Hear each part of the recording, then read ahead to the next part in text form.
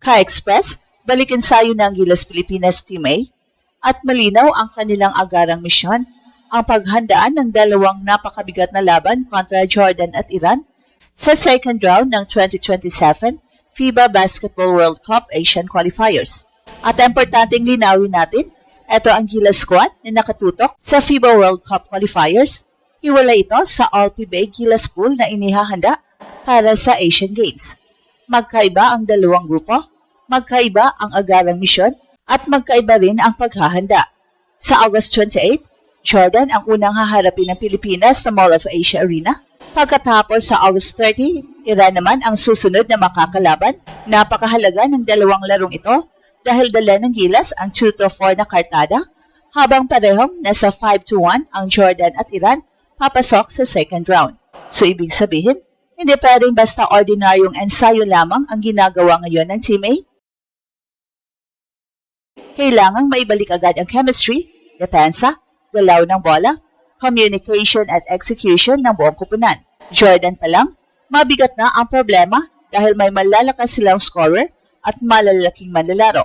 Pagkatapos noon, Iran agad ang kasunod makalipas lamang ng 2 araw, kaya talagang all out ang kailangang paghahanda. At may malaking tulong ang home court dahil parehong sa MOA Arena gaganapin ang dalawang laban, pero hindi sapat ang suporta ng crowd kung hindi magiging disiplinado ang Gilas sa depensa at maayos na opensa. Dalawang malalakas na West Asian teams, dalawang napakahalagang laro at dalawang pagkakataon para buhayin ng todo ng Gilas ang kanilang kampanya papunta sa 2027 FIBA World Cup. Ito na marahil ang isa sa pinakamahalagang yugto ng paghahanda ng Gilas ngayong taon, hindi lang dahil malakas ang kanilang mga susunod na laban, kundi dahil napakahalaga ng bawat panalo sa sitwasyon ng Pilipinas sa World Cup Asian Qualifiers. Pagpasok sa second round, nasa 2-4 ang Gilas, samantala parehong may 5-1 record ang Jordan at Iran.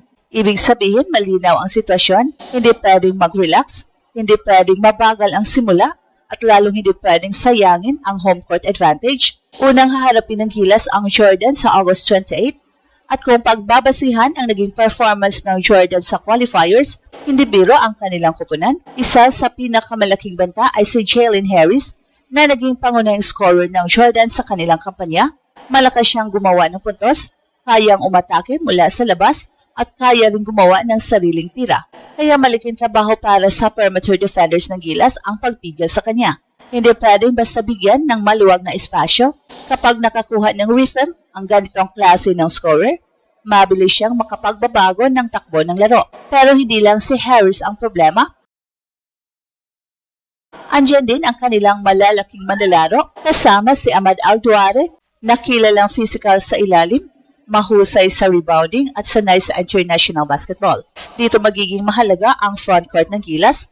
Kailangan ng Pilipinas ng laki, tibay at disiplina sa ilalim. Hindi lang ito tungkol sa pag-block ng tira, mas mahalaga ang defensive positioning, box out at pagkuha ng rebound pagkatapos ng magandang depensa. Dahil sa FIBA basketball, malaking problema kapag nakapag-depensa ka na ng maayos pero nabigyan mo pa rin ng second chance ang kalaban dahil hindi mo nakuha ang rebound. Kaya posibleng maging napakahalaga ng papel ng mga big men ng Gilas sa laban kontra Jordan. Bukod dito, kailangan ding maging maayos ang opensa. Hindi maaaring umasa lamang sa individual plays. Kailangan gumalaw ang bola. Kailangan may tamang spacing. Kailangan alam ng bawat isa kung kailan mag-cut, kailan mag-screen at kailan mag-extra pass.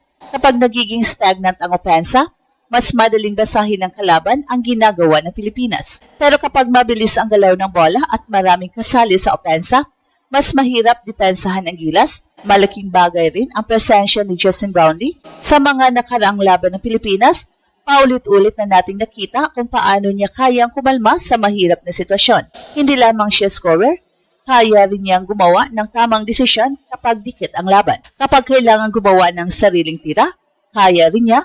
Kapag kailangang maghanap ng libre na kakampi, kaya rin niya. At kapag kailangang kumuha ng mahalagang rebound o depensahan ang mas malaking kalaban, handa rin siyang gawin yon. Bukod kay JD, malaking bahagi rin ng sistema ng Gilas si Dwight Ramos. Mahalaga ang kanyang pagiging two-way player.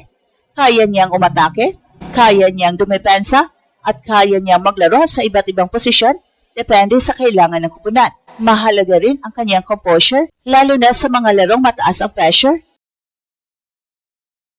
At pagkatapos ng Jordan, wala pang mahabang pahinga, Iran agad ang kasunod sa August 30. Ito ang dahilan kung bakit napakahalaga ng conditioning. Dalawang malalakas na kupunan sa loob lamang ng ilang araw. Hindi lamang taktika ang kailangan ding handang-handa physically ang mga manlalaro. Iran has always been one of the respected basketball programs in Asia. Sanay sila sa physical basketball, sanay sila sa mabigat at kontroladong laro, at sanay sila sa matitinding international matches. Kaya kung mapapagod ang kilas pagkatapos ng Jordan game, kailangan mabilis ang recovery dahil hindi sila bibigyan ng Iran ng pagkakataong maging kampante. Ito rin ang dahilan kung bakit napakahalaga ng training ngayon. Hindi lang ito simpleng shooting drills, hindi lang ito scrimmage. Ang tunay na layunin ay maibalik ang timing at tiwala sa isa't isa. Kapag alam ng bawat manlalaro kung saan pupunta ang kakampi, mas mabilis ang desisyon. Kapag malinaw ang communication sa depensa, mas kaunti ang open shots. At kapag maayos ang kondisyon ng buong kupunan, mas mataas ang posibilidad na mapanatili nila ang intensity hanggang fourth quarter. Kaya bawat araw ng ensayo ngayon ay mahalaga dahil pagdating sa August 28, wala ng dahilan, Jordan na agad, at 2 araw pagkatapos, Iran naman. Pero may isa pang mahalagang bagay na kailangang maintindihan ng mga sumusubaybay ngayon ng Gilas Pilipinas. Ang Team A ay naghahanda kontra Jordan at Iran at hindi ito ang parehong grupo na buuin para sa Asian Games. Ito ang dapat malinaw para walang kalituhan. Ang Team A ang kasalukuyang nakatutok sa 2027 FIBA World Cup Asian Qualifiers. Samantala, ang All-PBA Gilas team naman ay hiwalay na naghahanda para sa Asian Games. Maaring may ilang pangalan na magkaroon ng pagkakataong lumaro sa parehong grupo, pero hindi ibig sabihin na pareho na agad ang final lineup. Kaya sa ngayon, simple lang ang dapat pagtunan ng pansin. Jordan at Iran muna, hindi muna Asian Games, hindi muna gold defense, hindi muna ibang tournament.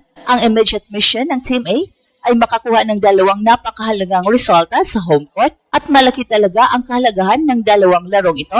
Nasa 2-4 ang Pilipinas, nasa 5-1 ang Jordan, nasa 5-1 ang Iran.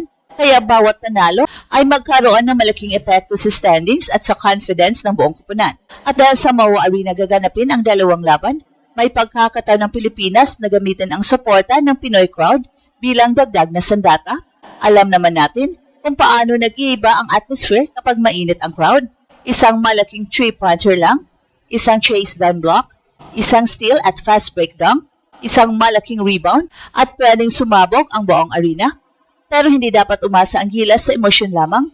Kailangan nila ng control, kailangan nila ng composure at higit sa lahat, kailangan nilang sundin ang game plan.